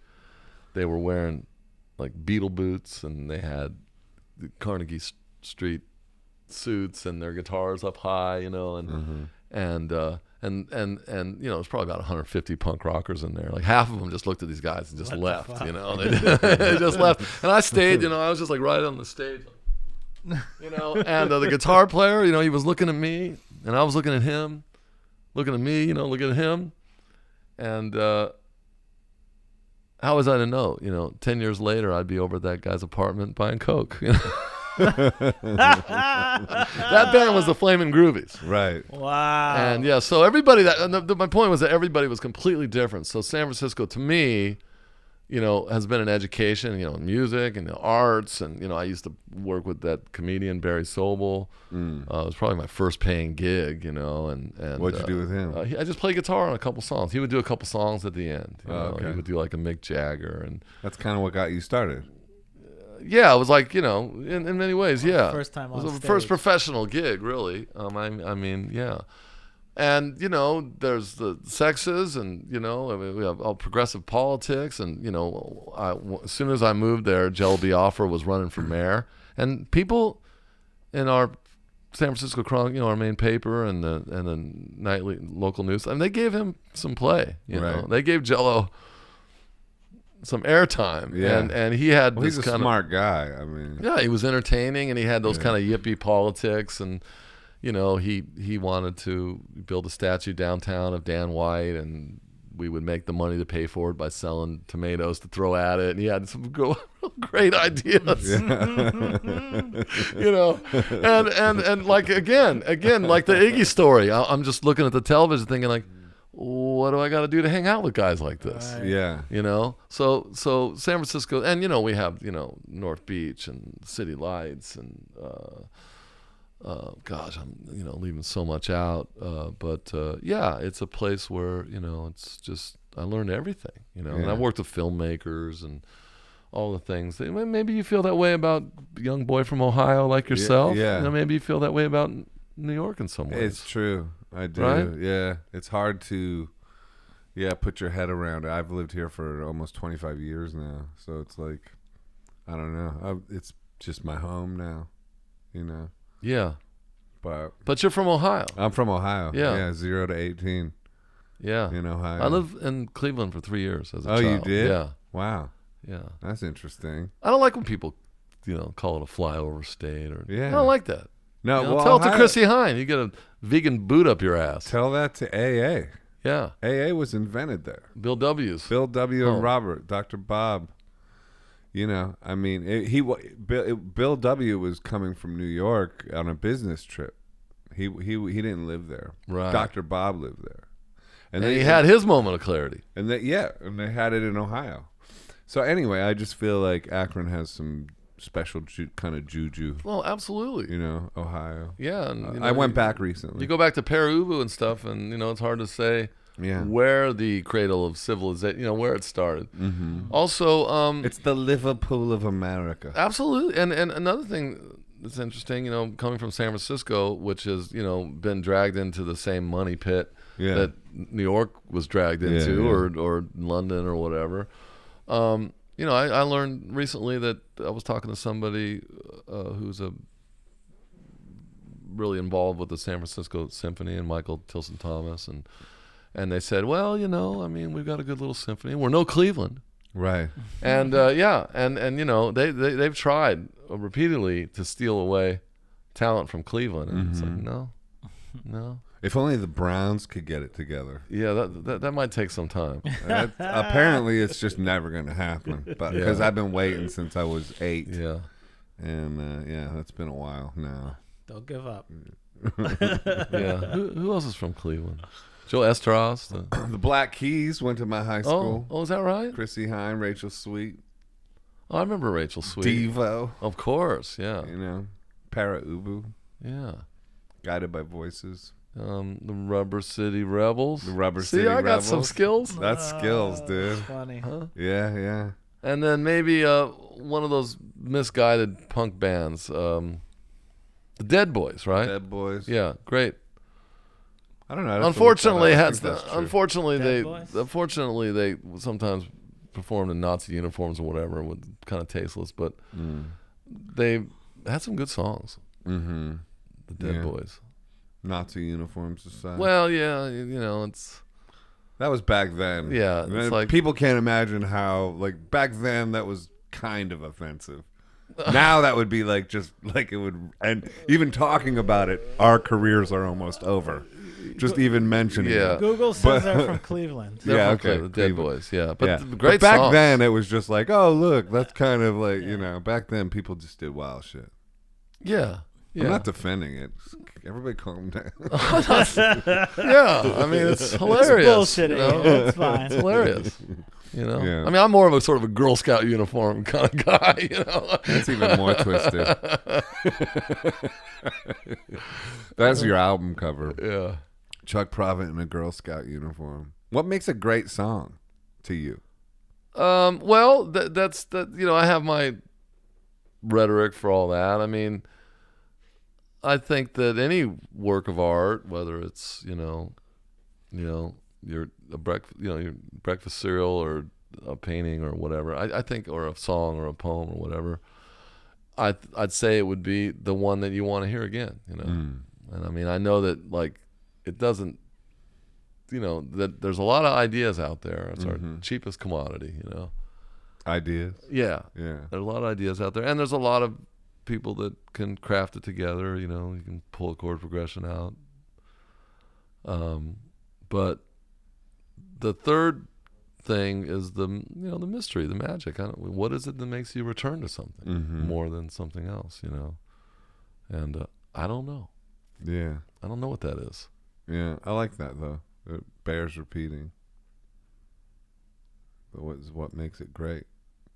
I mean, can get with that. in other words, you get to the end of the side, you know, you're getting ready to go to school or whatever you do, and you get to the end of the side of that record and you just put the needle back to the top.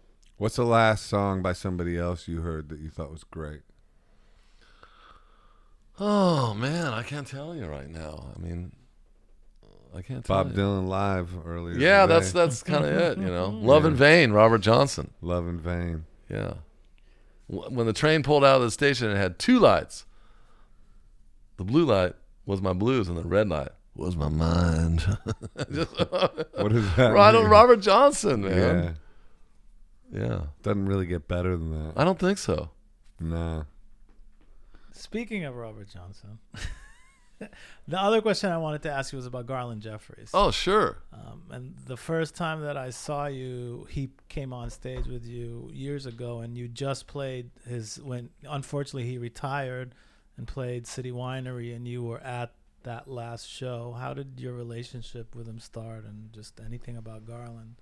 Well, I knew of him a little bit, you know, back in the 70s or 80s, you know, and then I saw him on Letterman, and you know, he had worked on that. I saw him on Letterman doing a song called Coney Island Winter, and I thought, oh man, this is just great television. You know, this is exciting. And we had a couple mutual friends, so he came out to see us, and we invited him up to do a couple songs, and we had such a good time. We made plans like, oh, we'll do a tour together, and eventually a couple years later, we did do like half a dozen dates in California. We love Garland, you know.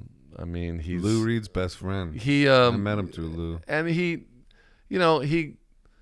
goes back to this doo-wop tradition. You know, he's the poet laureate of Sheepshead Bay, big-hearted guy. Just singing to Garland is like breathing, you know. Just one of those guys, and some great songs like "Wild in the Streets," which is a great little record too. Yeah, and so we didn't love the Rolling Stones rip it off. I don't know, you know. Something like I don't I know. thought Bruce ripped it off or something. Somebody ripped it off. I can't remember what it is. He's got cred Good song. with a lot of Yeah. I mean, it's a great song, and New it's York Skyline. and it's a great record. "Wild in the Streets." Mm-hmm. I think Dr. John's band's on there, and it's just cool, you know. Yeah. So yeah, we were lucky enough to play with him, and then what people don't know, I always tease him. He was, you know, college roommates with Lou Reed, and I'm like, "Garland, who swept the floor and with whom?" And I think Lou loved it. I think in many ways, I don't know. I feel like Lou saw something in Garland that he could never have, you know. That's interesting. I got to hang out with both of them. Oh, that's great. I know that on a couple cases. I know that you had a pretty good relationship with that prickly mother. With Lou. Yeah, Yeah, I had. There was a period of time when we were bros. because you told me one of the greatest things. I love him. You told me one of the greatest Rest things. in peace. Yeah. You know, you told me that, yeah, Lou, you know, we went out on bike rides. He wanted to get a new basket for his bike, or He wanted to get and a new seat. You want to get a new seat, so you go out and then Yeah. and then Lou got all irritable because his iPod wasn't working. Well, so and then I went down the wrong way, down in one way, and he was like, "Don't go down the wrong way." Like, it was like And it was so a funny bike ride through the city. Yes. And then, yeah. Yeah, so you told me that you said, you know, Lou, you got to reboot these things sometimes, and you fixed his iPod, and I said, so you were holding like Lou Reed's iPod in your hand, And he had Van Halen. and yeah, that was it. I said, Yeah. what was, you know, I said, It what, shocked me. I yeah, was like, I said, what was on there, and you said, well, the second Van Halen record. I mean, the one with You're No Good, and yeah. you know, not enough people appreciate that record, man. Yeah. But So- it kind of makes sense because of just how much he loved guitar playing and so much. sound. And Yeah. sound. But yeah, we were at the bike shop, and by the time we got to the bike shop, it was going to take 10 minutes. I was like, dude, I got to go. And it's like funny things like that where I think like, Man, what were you know, like, you know, and then he ended up getting the seat and going back and putting back the old seat again. Oh, of course, Like, yeah. it was Of course, it was yeah. just like, Of course, you know, it's like a fuzz pedal. and it was one Yeah, I of the, think I'm gonna go back to the. yeah. You know, it's like whatever. You know, Right. Just a day. You know, that needs to be like a reality show. Yeah, yeah. Well, me and Joseph's gonna go down and get a new seat. Yeah. Yeah. You I'll know. never forget that. It's interesting the way this life moves on, and then when people pass away, and you think back at little stories like that, and how even, Well, Lou understood that. I mean, he was Yeah. the master of the mundane. You know, Yeah. here we are, and we're talking about a bicycle seat. You know, I mean, it's human. It makes Lou like human. It's like he's here. yeah, You know. well, you know, But and it's that and he stuff. was, yeah, Yeah. he was, yeah, it was interesting. It's the- Riding with Lou. Yeah. Yeah, I bet. and the bike he had was a Brompton, one of the fold-up bikes, and I had. I remember those. I yeah, still see those. And I around. had a single speed, like. Oh, you were some kind of fixed I was gear, being a fixed gear hipster at that fixed point. gear, one microphone purist weirdo. I was No brakes. I was being that guy. oh brakes. God, yeah. Yeah, I was that guy. And then Where did that start? Who knows? It's a I mean, I thing was in a New bike York. messenger. I got into it. I'm not that guy anymore. I have like Okay. I have a. Was Lou wearing a helmet? I don't even know. That's a good question. And did- Probably. And did he have a bell? Probably. Yeah, those Bromptons are nice. They have bells. Nice. Stuff. They have the bells and the whistles. I mean, could you see Lou like on the subway with his fold-up bike? I don't think I never saw him on the subway, but he was on the fold-up bike. And there was one time me, Garland, and Lou went to Jimmy Scott to go see Jimmy Scott at Little Jimmy Scott. Little Jimmy Scott. We saw him at the Blue Note, and it's interesting because Little Jimmy Scott's gone now. And I saw Little and Jimmy Lou's Scott. gone now. I saw Little Jimmy Scott. Tom Waits was in the house. Yeah, I mean, I got to meet him. You know, and Lou just loved him. yeah. You know, He loved that doo-wop. You know, I Yeah. mean, we all love the music that hit us at a certain age, Yeah, you the know. doo-wop. or whatever You hit ever think us about at making a certain age. doo-wop record?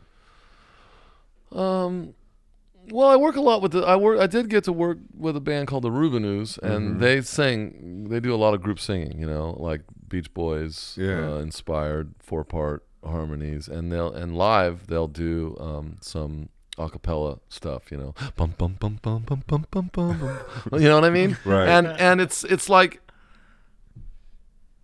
it's really the only thing that really completely tickles my monkey bone. I can't explain it. It's like we've become so cynical about the process of making records. You're in there and somebody's just like, they're always slapping the space bar like, hey, can you not do that? And then people can time correct and they can pitch correct things, and it makes us cynical about new records. Yeah. You know what I mean? But when you hear like 4 guys around one microphone blending and perfect and in tune, I tell you, man, it's something. It's exciting. Yeah. So I worked a lot with that band, the Rubinoos. I spent about a year working with them and produced a record and co-wrote all the songs with their guitar player Tommy Dunbar. And they were a band that I saw a lot when I was in high school. Oh, that's cool. Yeah. So you manifested that.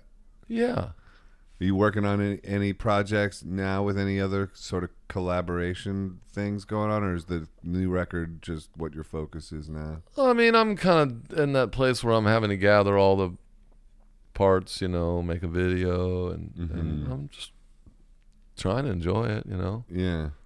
All the rhetoric that goes along, all the propaganda that goes along with the release of a new record. Yeah. I mean, they were asking me, what's the story, Chuck? What's the story? And I said, They always want a story.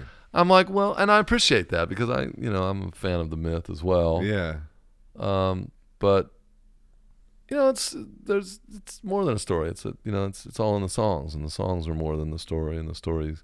But maybe you need the story to get people to listen to the songs. Yeah, that's right. You need the story. So it's But the story is you and Kenny at Old Soul fighting each other. That's a great story. Okay, fine. I like that story. Yeah. That's well, it funny. is a culture clash. Don't text me unless you would text it to Bob Dylan.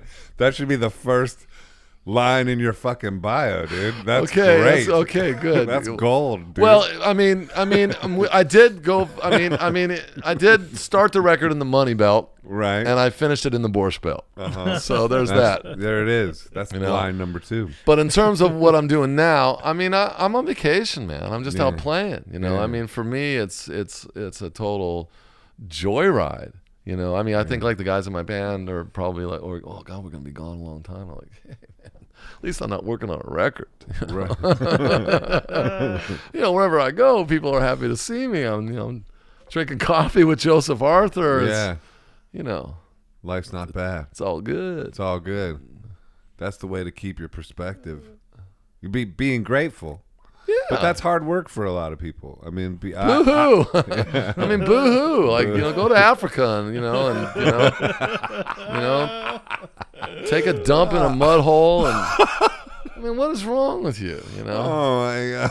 I mean, just how privileged we are, right. And how, well, easy things have come to us. That's true, but the mind is, a predator. The mind can bamboozle people into, there is that yin and the yang. There is like you were saying on the elevator up, that Eminem thing with Devil on the Shoulder. I love that song. Yeah. And it's like, so sometimes sometimes the devil will go on a run. Sure. And it will seem like the truth. Sure. Yeah. You should check out Faust. You'd like that. He'll trip you up, and then you gotta like beat the devil again. But sometimes if you've been focusing on the devil and the devil's been seeming like the truth for a while, it's hard to get back over on that other shoulder. Yeah, that was the Eminem song where the devil was on one shoulder and then Dre was the angel. Yeah, and the devil was the guy came home from work and he found his wife in bed with, and Dre is the angel. He says, whoa, man, Yeah. wait a minute, man, maybe there's an explanation for this shit. Yeah. And then the other guy's, what? He tripped. She tripped and fell, landed on his dick. And then, now you've got the conflict. You know, you're into the movie. You know, you want to see what's going to happen next. Yeah. I mean, geez, Eminem. There's somebody that's great. Oh man, I mean, there's somebody that's great. His new song Godzilla is over the top great. I look forward to checking that out. It's unbelievable. Like I don't know, man. He's unbelievable. Yeah, he always has big been. Fan. Yeah, me too. I'm also a big fan of Chuck Prophet, so I'm excited for your new record, man. Well, thanks. What's it man. going to be called? It's called The Land That Time Forgot. The Land That Time Forgot. I like that. Where'd you come up with that? It just picked itself. It was a song, and it just kind of floated to the top, you know? Yeah. Where is it in the running order? Because on your last album, Bobby Fuller, it starts with Bobby Fuller. It starts with a song called Best Shirt On. Oh, okay. Yeah. And there was no other place for that song to go on the record. When does the title appear in the record? Well, it's not a title of a song. The Land That Time Forgot? Yeah. But is it a lyric in something? Yeah, it appears in High as Johnny Thunders. So where I don't know. It could be song number 4, perhaps. Okay. It's always interesting to me. I always like to look for when the title appears. I Yeah. don't know why I like that. Well, I love sequencing. I mean, I like it when it's over. Sometimes, yeah. You know? But there's a million ways 10 songs can go, you know, and it can mess with your mind because, you know, there's really only one right way. Right. Yeah, but nowadays people like make their own. Who cares what people do? I'm making it for them, you know. I mean, my life's gonna change, you know, with this record. I know it. It probably will. It's gonna make up for all the stupid shit. Hell yeah, you know what I'm it's saying? Gonna redeem everything. That's the beauty of it. Yeah, that's why we do it. That is the beauty of it. It's the great American dream, you know, that you'll make that record that's it takes timeless, you know. Yeah, I mean. And it's fun to pursue that. I think so. Yeah. Yeah. What else are we gonna do here? Yeah. Yeah. Take naps. Well, I consider that a reward. Yeah. Take naps and pursue the. After you ride your bike around the block, nap time. Chuck, thanks for doing this, man. Thank you, Chuck. I love you. I love you too. No, I do. I love you, and we've always hit it off and never run out of things to talk about. You to me are like that sort of brother that I always want to impress or something. Like you have that energy and air to you, you know. Like well, that's you know, sweet. I always wanted a brother. Yeah. I have 3 sisters. Yeah. And Steffi has told me more than once. Yeah, and that's why you think you're so fucking great. Yeah. Well, you are pretty fucking great, dude. And, there's worse lies. And have a great gig tonight in Thanks. In I look Jersey. forward to it. That's gonna be a good one. Yeah. I love that place. Thanks. Follow Chuck on all the social medias at Chuck Prophet. Yeah. All right. People are pretty smart. Yeah, People can figure it out. People are pretty smart. They the got last it. thing I want to do is have that banner by me, www.chuckprophet. You know, I mean, it's like that offends the shit out. I grew up. I love John Hyatt. You know, and I love John Hyatt, and he's also very dark. You know, and just great. But I did play a gig with him. It's probably like 15 years ago now in Portland, and behind the stage there was like a banner that said www.johnhyatt.com. I'm like, I'm out. Come on, Dad. it's like well, first of all, we're here. Yeah. I mean, get the word. We already figured it gotta out. get the word out. Like, no, we're here. You don't need Mission accomplished. You don't need, you know, to direct us. We're here. You need to get those other people. Yeah. You know. That's funny. And That's so funny. it's funny. It is funny. Yeah. Mission Express. That's the name of your band too. Yeah. With your wife, Stephanie. Yeah, great band. I mean, named after James, the bus, right? That bus line runs through my neighborhood. Yeah. James DePreto, great guitar player from Norco, California. He knows more guitar than you'll ever know. And Kevin T. White, bass. Vicente Rodriguez on drums for the last few years, who really made it a band. And I love those guys. And you know, I'm talking about gratitude. You know, they suspend whatever goes on in their lives to go out driving around in a van like a bunch of buffoons. Like a bunch of rock and roll superstars. Yeah, there you go. You know. All right, y'all. Thank you, Chuck. That's Chuck Prophet episode. Maybe 72, maybe 73. Maybe 72, maybe 73. Thanks. Like I said, a fact checker would have been nice. It's been a fucking joy. We're working on it. All We're right. working on it. All right. All right. Good See job. y'all later.